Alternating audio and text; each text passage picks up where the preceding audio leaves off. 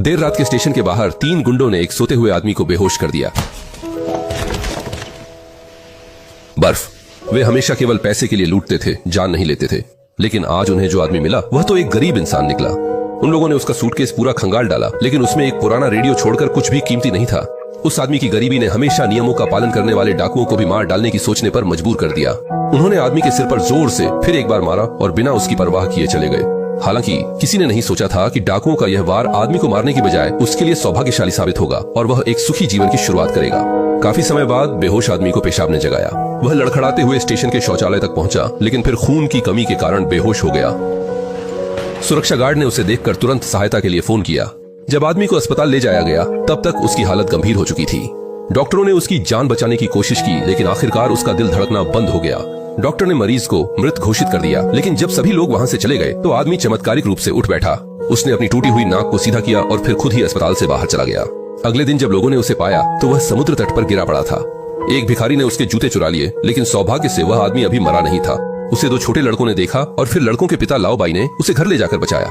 उसे बचाने वाला लाओ बाई एक गरीब आदमी था जो अपने परिवार के साथ एक पुराने कंटेनर में रहता था और उनके पास खाने के लिए भी पर्याप्त नहीं था।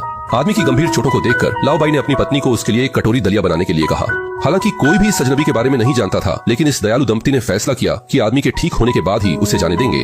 लाओ बाई की पत्नी के कुछ दिन की देखभाल के बाद आदमी धीरे धीरे होश में आने लगा। वो बात कर सकता था, धूम्रपान कर सकता था, लेकिन उसे अपने अतीत की कोई याद नहीं थी। यहाँ तक कि अपना नाम भी नहीं याद था। वह एक स्मृतिहीन व्यक्ति बन गया था। उस दिन काम से घर लौटते समय लाओ बाई अचानक बहुत उत्साहित हो गया। उसने एक साफ सुथरा सूट पहन लिया और कहा कि वह आदमी को बाहर खाने के लिए ले जाएगा। आदमी बेहद खुश हो गया और उछलते कूदते उसके पीछे चल पड़ा। लेकिन स्थान पर पहुंचने के बाद उन्होंने पाया कि लाओ बाई के कहे अनुसार बाहर खाना मतलब बाहर जाकर राहत भोजन प्राप्त करना था। असल में यह स्थानीय कल्याणकारी संस्था का साप्ताहिक शुक्रवार का चैरिटी आयोजन था।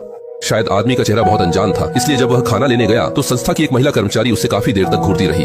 खाना खाने के बाद लाओ बाई ने आदमी को एक बार में ले गया। आज उसका वेतन दिवस था। उसने 2 बियर ऑर्डर की ताकि आदमी के साथ अच्छी तरह से पी सके, लेकिन पाया कि आदमी को शराब में कोई दिलचस्पी नहीं थी। आदमी के खुरदरे हाथों को देखकर लाओ बाई ने अनुमान लगाया कि आदमी पहले शारीरिक काम करता था।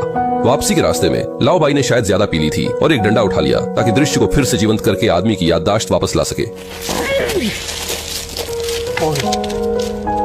शायद लाओ बाई के इस व्यवहार से डरकर उस रात आदमी ने वापस न जाने का फैसला किया। वह अकेला समुद्र किनारे आकर पूरी रात बैठा रहा और अगले दिन स्थानीय सुरक्षा गार्ड ने उसे खोज निकाला।